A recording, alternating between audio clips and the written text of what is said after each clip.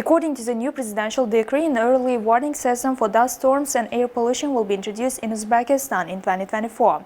More details about the system in the following report. As a part of efforts to combat dust storms and mitigating their negative consequences in the country, starting from March 1, 2024, it's planned to introduce in the regions the practice of notifying the population in case of dust storms and detection of cases of exceeding the established norm of the content of fine dispersed particles in atmospheric air. Authorities will regularly inform people suffering from cardiovascular and respiratory diseases about preventive measures. In addition, the document provides for the introduction of mandatory requirements to prevent dust and sand particles from raising into the air at the construction sites larger than 500 square meters, entry and exit routes.